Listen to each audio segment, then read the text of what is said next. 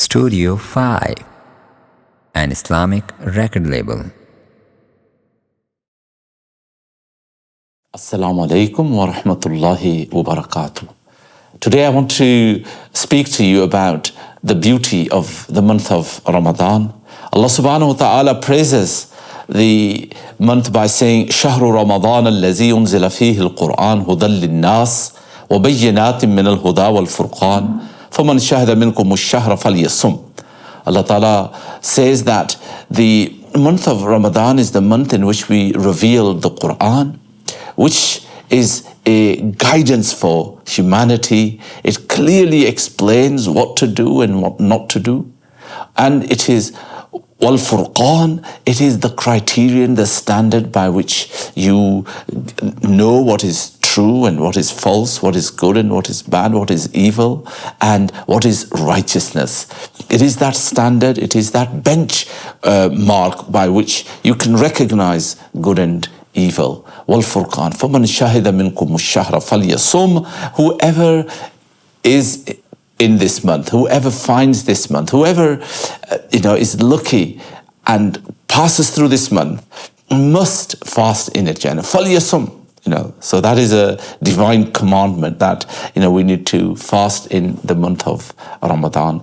And Salman Farsi radiyallahu ta'ala an, a dear disciple of the Messenger, said that on the last day of Sha'ban, the Messenger sallallahu alayhi wasallam gave us an amazing address.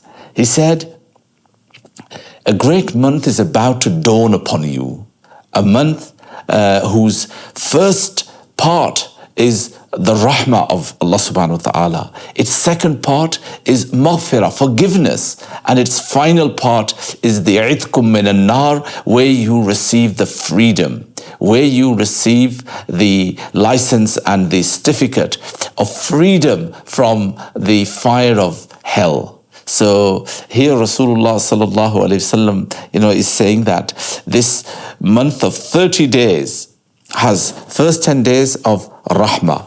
What is rahmah? Rahmah is very simply the divine kindness.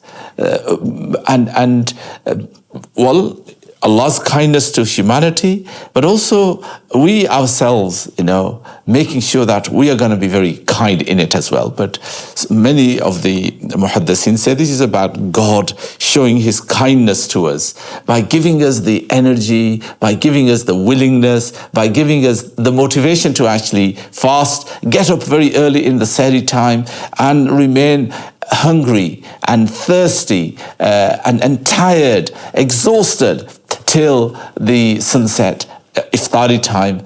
And so that is the rahmah of Allah, that he has given us that capability, that motivation. So that's Allah's rahmah. And he says that the second part is the days of forgiveness, where our sins are forgiven.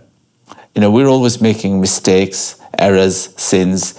We do a lot of wrong things. And Allah says, this is the time when I will be wiping away.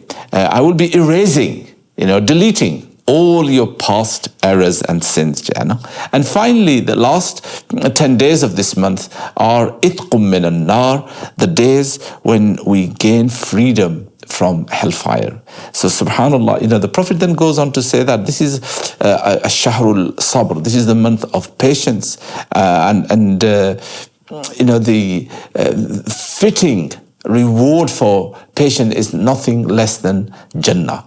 And then, he recommends that there are two things that you must do in this month.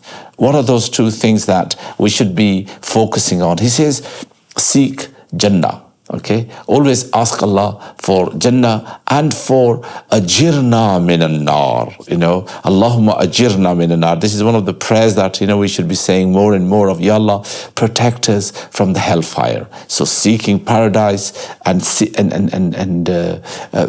Allah's protection to be protected from hellfire as well. And he says there are two things that you must do. One is, you should be engaged in the recitation of Subhanallah walhamdulillah, or Subhanallah wa bihamdihi, Subhanallah al-Azim, and also in the oft repeated kalima, La ilaha illallah Muhammadur Rasulullah. These are beautiful zikrs that you should be involved in throughout this month.